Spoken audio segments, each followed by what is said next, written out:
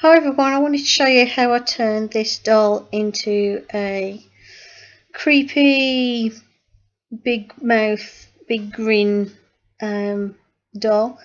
The mouth is kind of inspired by a cross between the Cheshire Cat, um, Jeff the Killer, and a lot of other sort of creepy creatures. I really like the sort of big, wide monster mouth type grin with the sharp pointy teeth.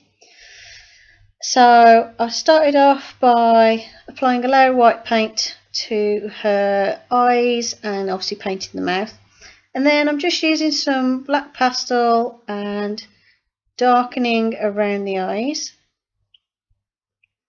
and I do that in a couple of layers. And then, as you can see, I've got a nice big smudge on the side of her head. Little tip, you can use blue tack to help lift off some of the mess. If all else fails, baby wipe will do it. So I'm just cleaning up a little bit with the baby wipe because I've got a couple of smudges, a couple of fingerprints.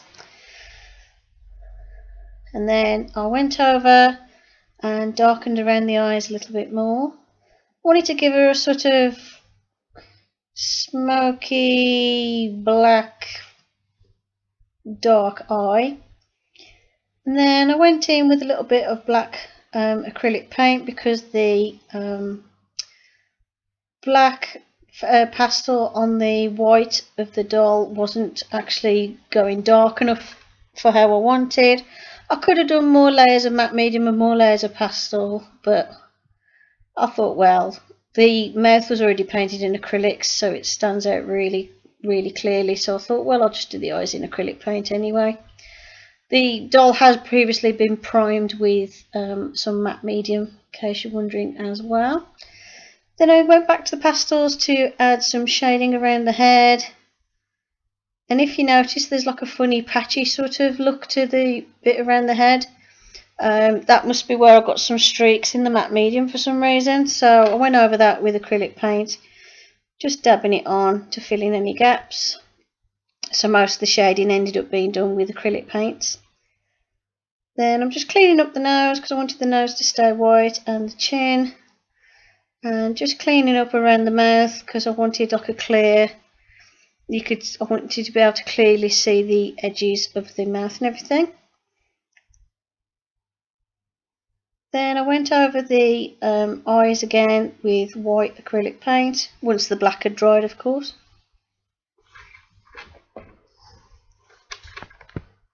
And it comes out a bit grey at first, but I did go over it again to actually make it look more white. And I find if I turn the doll upside down, sometimes it helps me to get a smoother curve to the top of the eye, and also helps me see whether the eyes are even or not. So as you can see, it's a bit grey at the minute, but that's just because I need to let the paint dry a bit more. So I just cheated and used my heat gun just to dry off the paint a little bit, and then added some more white paint to make the eyes show up a lot more. I went with a sort of completely white eye because I thought that looked creepier. I did try a couple of other things, but I stuck with the white eye in the end. I just preferred it. And then wanted to make the body match the face a bit more, so I've already primed the body with some matte medium, and then I'm going over and just stippling on some black and white acrylic paint just to give it sort of like a dirty, sort of icky, weird kind of skin look. Imagine this is like a sort of creepy monster or something. It hides in, like, I don't know, holes in the ground or sewers, or it just hides in dark, dank, dirty places. So that's why I chose to do the body like this. I wanted to make it look like she'd been sort of really grimy and sort of hanging around in really dark places, waiting for unsuspecting victims to pop up, and then she jumps up and eats them. So yeah, Just used like a fluffy, it's actually fluffy eyeshadow brush, which I use for painting a lot now, and just stippling on the paint. I don't want it to be a perfect complete layer of black, I want it to be patchy like it is.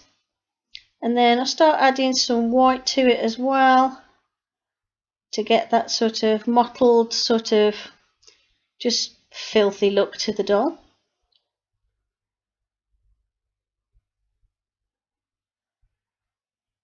And obviously made sure that the doll matched all the way around.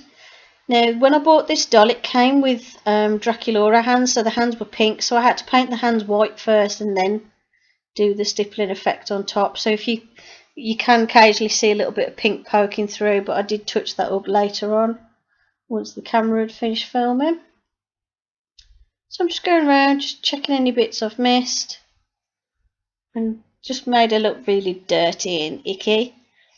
Then, using a baby wipe before the paint was dry, I just wiped off some thin streaks of paint because I wanted to make it look like she got some injuries, like she's been fighting something. Maybe she tried to eat a bear, or she's just scraped herself when she's been hiding in bushes ready to jump out at someone or something like that. And for the blood, I used red crimson paint with a little dot of blue mixed in, just to give it that nice dark rich red colour. Then went round the mouth so it looks like she's just freshly finished eating someone. I didn't paint the red on the teeth because I wanted the teeth to actually stand out more, so you have to just pretend that she's got the red round her mouth, but the blood round her mouth, but she's licked her teeth clean. Then I wanted to blend the face in with the body a bit more, so what I did is I wiped off some of the paint at the top of the body, so it sort of gradually goes from that white to the gungy, yucky colour. And I did the same on the back as well.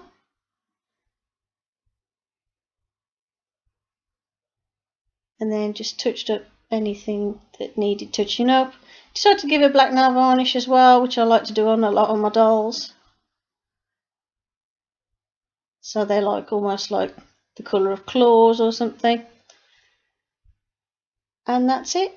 That's how far I got. I haven't done her hair or anything yet, but I will show you when she's complete. At the moment she's hanging up in my studio because I've coated her in a couple of layers of varnish, so I'm just waiting for her to dry, and then I'll show you what she looks like once her varnish is all dry and I've done her hair. Hope you enjoyed the video. Thank you for watching, and I'll see you in the next one. Bye for now.